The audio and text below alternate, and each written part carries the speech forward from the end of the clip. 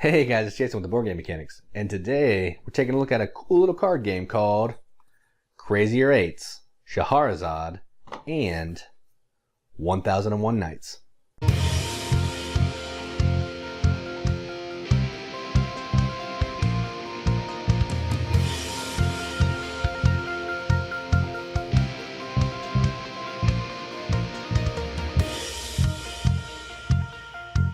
Crazier Eights is a 2 to 4 player game where players are taking on the roles of a character from, well, I don't know if they're a character, but they're taking on the role of a person during the 1001 Nights book. So what you're trying to do is you're trying to play cards in front of you as assets to give you special abilities to make you stronger than other players.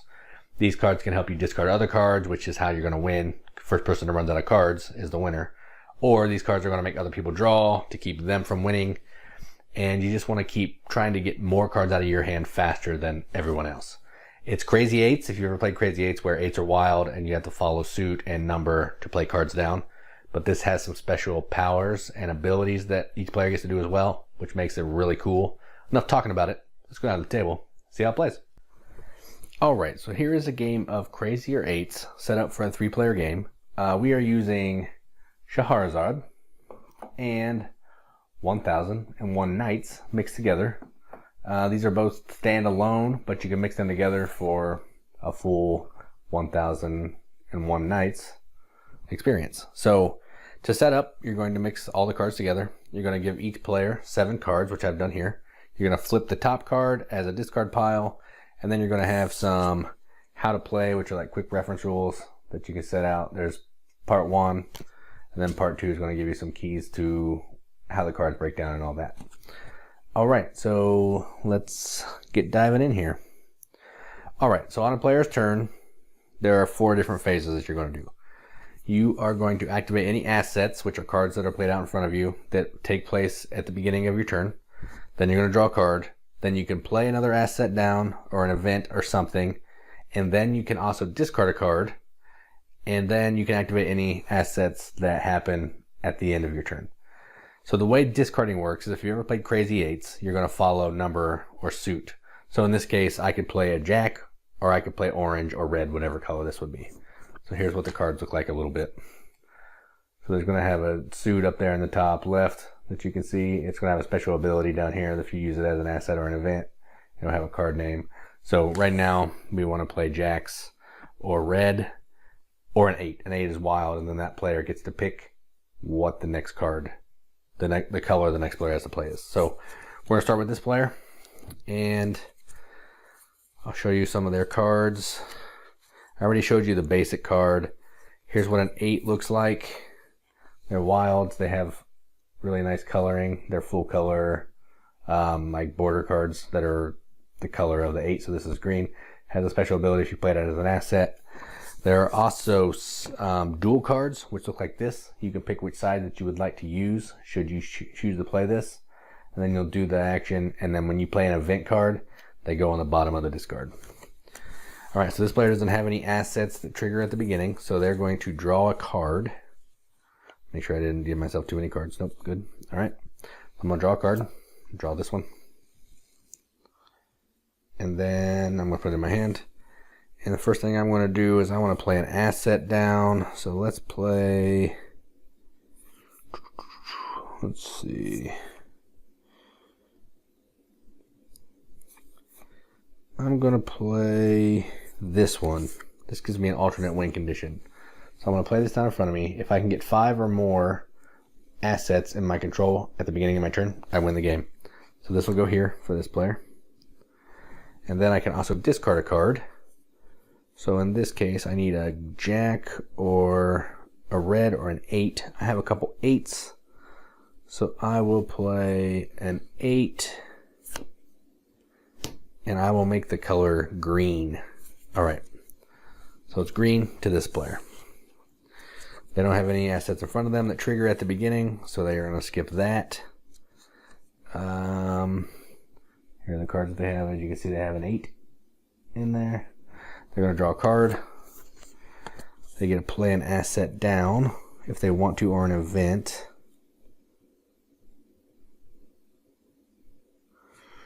I'm going to go ahead and play Blaze, maybe. So it's green, yeah. So I'm going to play this event card.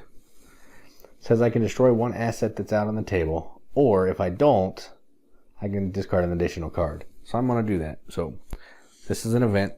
I'm not going to destroy that asset because I want to discard 2 cards. So that goes to the bottom. And then I get to discard 2 cards. So it's green to me. So I'm going to play the 9. And then I will play the Jack.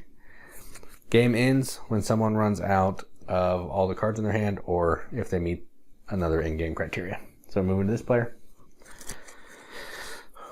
Let's play them. 4, 5, 6, 7. This player doesn't have any 8s. Here's what they're looking at. This is a quick snap. Alright, so they don't have any cards out in front of them. So they're going to draw a card. Let's see. What do they want to play? It's green color is to them. So they're going to go ahead and play this one. This is pretty mean. So you can see this one. Each opponent is going to draw 2 cards. So that's pretty nasty. It's an event, goes on the bottom. So this player gets 2 cards.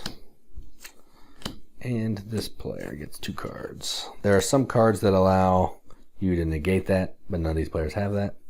And then they can discard a card if they would like. And they will play this 15 green right there.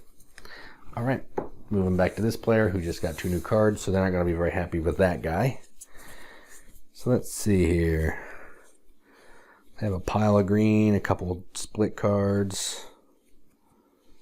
Here's what they're looking at, so you can be in the know with kind of what they have going on. Alright, I think I'm going to play an event. So I'm going to play this, a night event. So I'll show you this. I want to play the knight. Player of my choice gets to draw 3 cards. So let's go into that player. So this goes on the bottom. Events always go on the bottom. And they have to draw 3 cards. So they're just netted 1 after they got to play last time. Alright. So now this player can discard a card. We're on green. So we will play Alibaba down. Alright. And then that's that player's turn. Back to this player. They don't have any cards in front of them, so they'll skip that phase. They're going to draw. I may have forgotten to draw on that player's turn. If I did, sorry. Alright, here's what we're looking at here. We still have an 8. So we have some insurance, should we need it. And then we... Ooh, that's nasty. Why do I want to do that?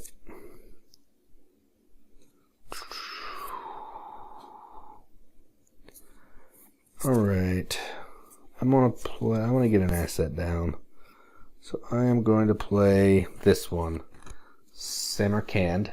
I don't know if I'm pronouncing these correctly, but what this means is if someone causes me to draw cards, they cause me to draw 2 fewer cards. So basically if you ever have to draw 2 or less, you don't have to draw any cards. And now I can play green. So I will play this 14 green and I'm done. Alright, moving back over to this guy. I'm going to play through like maybe another 2 more rounds and then we'll be done and we'll go up top and see what we think about it. So 5. I want to play an asset down because I don't have any. Ooh, this is nasty. So I'm going to play the Giant Serpent. At the beginning of each player's turn, destroy 1 asset that player controls. That's nasty.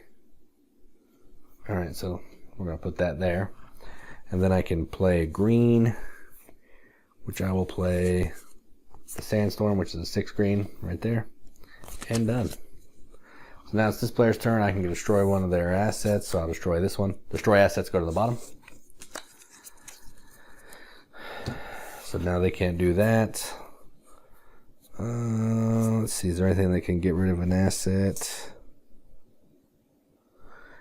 Yes, I'm going to play the Queen of the Ebony Isles, which is this one.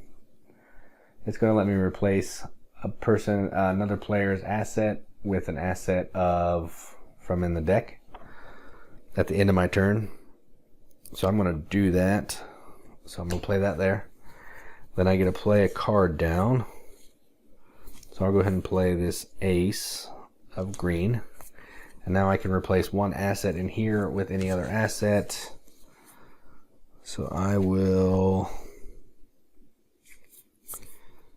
get to look through the deck, replace it, and put that one where this one is.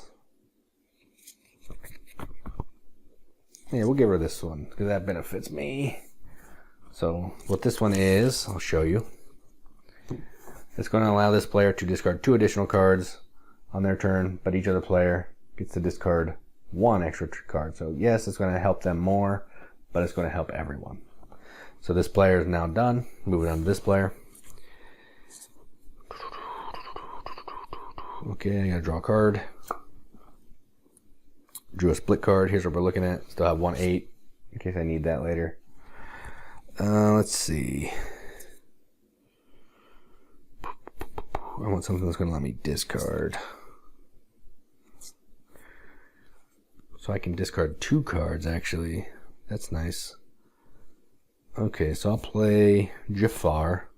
So Jafar is going to let me do this. Whenever I discard an asset after the original card that I discard, it's going to let me do a special ability. So I'll play Jafar down.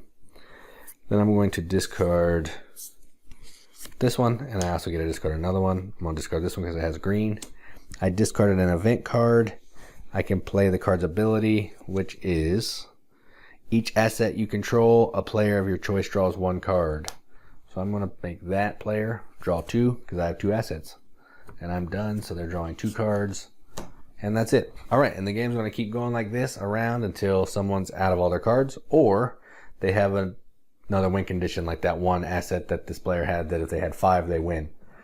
So that's it. It's a simple game, and that's essentially how it plays. Let's go up to the top, see what they think about it. Alright, so that was Crazier Eights, Shahrazad, and 1001 Nights. These are both standalone, so you can play them either deck. We played through Shahrazad once, and I didn't care for it by itself as much, but when we mixed the 2 together, very fun. It gives you more options when they're both mixed together, so you have more cards to play through. And I don't know, maybe it seems like some of the 1001 Nights cards are not as powerful as the other cards, so I would definitely recommend using the Shahrazad as an expansion to 1001 Nights. But either way, you're going to have fun if you just have Shahrazad. Just know that there's going to be less cards, and you may see them more often and maybe run out. That being said, this is a really fun little game. It's essentially Crazy Eights with special player powers, with really nice artwork. I mean, I really like the artwork on these cards. It's just, I think it's beautiful. You can just look at it. The cards are laid out really nicely. They're easy to understand. Everything you need to know for the suit is up here. Events and asset text is down here. Name of the card is here. Laid out great. Another thing I like is, let me see if I can find an 8 here. Probably not. Oh yeah, the 8s, instead of the brown border, which these other cards have, the 8s have, you know, the color of the card all around it, which is really neat. They just look a little cooler in my opinion, so you can tell that they mean more business. So yeah, that is the art. I think the art is amazing. The cards are really nice. The only issue I have with the cards is, I don't know what the finish is, but when you're trying to deal and shuffle and, you know, hold them in your hand, they kind of get stuck together. I don't know if maybe that'll stop after you played it for a while, but just know maybe when you're drawing 1 card, you might accidentally draw 2. Not a big deal, not a you know, a game breaker or anything, but just be aware of that if you're shuffling and drawing. The game is kind of take that, which I guess comes with the territory when you're trying to play a game where the first person who runs out of cards is the winner. So there's some cards, like maybe I'm down to 1 card. My opponent can play a card that makes me draw 4 cards. There's really nothing I can do about it unless I happen to have an asset down in front of me that reduces the number of cards that I can draw. I mean, I don't love take that, but in this game it makes sense. And the game's really short, 10 to 30 minutes. So you're not playing for 3 hours of just me take that all over. So it makes sense that, hey, you're running out of cards. I need to stop you from running out of cards. Draw 4. Or hey, maybe dive in there and draw 3 cards randomly and put 2 back. So you're really drawing 1 card. I don't know. There's a whole bunch of different stuff in this game. It's really cool. It's really neat. all the events seem way awesome and way overpowered, but then you'll play one down, someone else will be like, man, I want that, and then they'll play one, you're like, oh, I want that. It's just amazing. So yeah, this is a really fun little game. I like it. I can't wait to play it with more than 2, because I've only played it at 2. In the run through I did 3, but in actuality I only played it at 2. But I'm assuming with more players it's going to give you more options of people who can hit you. It might make the game go on longer because there's more people doing things to everybody. But again, it's a quick game, so there's nothing really negative about that. So if you're into card games and you know how to play Crazy Eights, which has been around forever, and you want a little more than that, I would definitely say check this out. Maybe pick up 1001 Nights, or if you want a cheaper deck to get started to see if you like it, pick up Shahrazad. And or if you want them both, pick them both up. That's what we saw in the run through, and hey, it works. So I'm Jason with the Board Game Mechanics, and that was Crazier Eights, and keep gaming.